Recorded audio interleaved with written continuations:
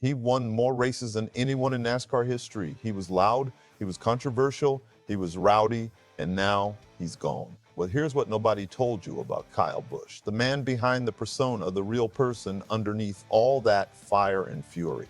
A Cup Series champion is finally opening up. And what he revealed about a late night call from Cancun, nobody saw this coming.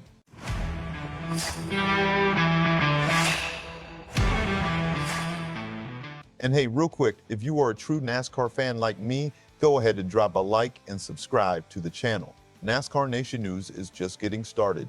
We are pushing for our next subscriber milestone, and it's all about real talk from fans who live the sport every week. All right, let's get into it. It still feels strange to say it out loud, the late Kyle Busch. Just a week ago, he was winning Truck Series races at Dover. He was gearing up for the Coca-Cola 600, the biggest night race on the calendar. And then, just like that, pneumonia, complications, sepsis, gone. Two-time Cup champion, the winningest driver in NASCAR history. And now all we have are the memories. But stick with me here, because what happened after the Coca-Cola 600 this past weekend added a whole new chapter to the Kyle Busch story.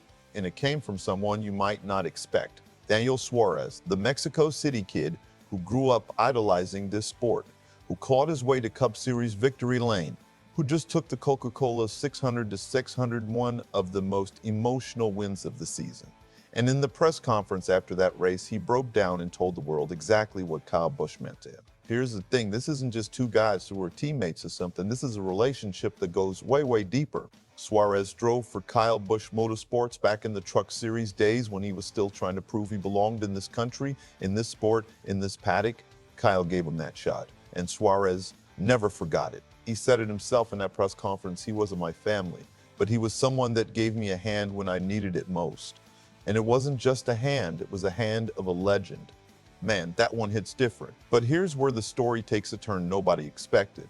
Because Suarez didn't just talk about racing, he talked about something that happened in Cancun, something most fans only half remember from 2023. You remember the Cancun incident, right? February 2023.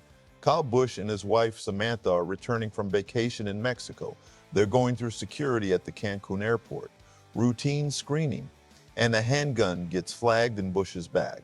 He had a valid concealed carry permit back in North Carolina. He said it himself later. He simply forgot the gun was in the bag. An honest mistake. The kind that, depending on where you are, can go one of two ways in Mexico. That's serious. That's a 3.5-year prison sentence. Serious.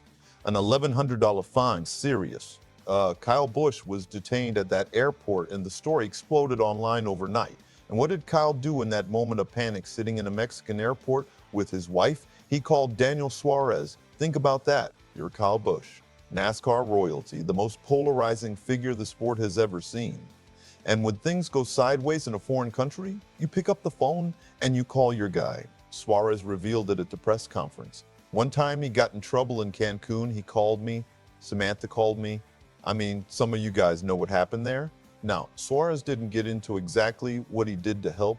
We don't know every detail. But based on everything we know about how the situation played out, Kyle cooperated fully with authorities, accepted the penalties, and was eventually allowed to return to North Carolina. It's clear the situation got resolved. And clearly, having someone like Suarez, a Mexican national with deep ties in the country, making calls on your behalf, that mattered. But wait, because this story doesn't end with a phone call. After the dust settled from the airport incident, Kyle Busch showed up at Daniel Suarez's party in Mexico City. That's right, when NASCAR made its historic debut in Mexico last year, Kyle Busch didn't just show up and race. He and Suarez celebrated together, two guys from completely different worlds, bound together by trust, by shared moments, by the kind of friendship that never made the highlight reel. And that's exactly the point Suarez was trying to make at that press conference. He looked the cameras dead in the eye and told NASCAR fans something they needed to hear. You knew Rowdy, but you didn't know Kyle, the guy who rubbed you the wrong way on the track, who never apologized, who drove everyone crazy with his aggressive style and that never let up attitude. That was the persona. But off the track, according to the people who actually knew him, Kyle Busch was a family man to his core. And Suarez drove this point home with one specific image. Whenever someone brought up his son, Brexton, Kyle's eyes would light up. That's the version of Kyle Busch that never trended on Twitter, that never went viral after a controversial restart, that never got booed at a driver's meeting. And now that he's gone, the people who knew him are making it their mission to make sure that version of Kyle isn't forgotten. Now, let's talk about what this means for the future, because the ripple effects here go beyond the emotional tributes. Kyle Busch Motorsports, established in 2010. Over 300 races in the Truck Series, 2 Truck Series championships, Erik Jones in 2015, Christopher Bell in 2017. A pipeline that produced some of the biggest names in the Cup Series today: William Byron, Denny Hamlin, Christopher Bell, John Hunter Nemechek, Harrison Burton, even Kimi Räikkönen drove for this organization. That's a legacy that most Cup teams never come close to building. But at the end of 2023, KBM had to shut its doors. Spire Motorsports purchased the team's assets. The organization scaled way back, operating as a dirt racing team for Kyle and his son Brexton, keeping the dream alive in a smaller form. And now, with Kyle gone, the organization's future is completely up in the air. Who owns KBM? What happens to Brexton's racing program? Does the family keep it alive in some form? Does Samantha step into a leadership role? Nobody knows. And that uncertainty, on top of everything else, just hits different when you realize this team represented everything Kyle believed about developing young talent in this sport. Erik Jones won a truck championship because Kyle gave him a shot. Christopher Bell is a legitimate Cup Series contender today because Kyle believed in him.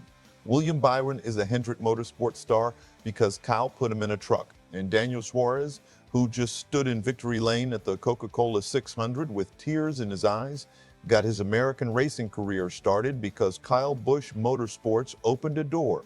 That's the real legacy, not just the wins, not just the championships, not just the records that may stand for another generation, the people he lifted up, the careers he built, the phone calls he answered at all hours, and the ones he made in the middle of a crisis. That's who Kyle Busch really was. And now that he's gone, it's on all of us, fans, teams, drivers, to make sure that story doesn't get buried under headlines about the airport or the rivalries or the booze or the feuds. He was rowdy on the track, but off it, he was Kyle. And by all accounts, Kyle was someone worth knowing. All right, NASCAR Nation, here's the question I want you to answer in the comments below, and I want to hear your honest take.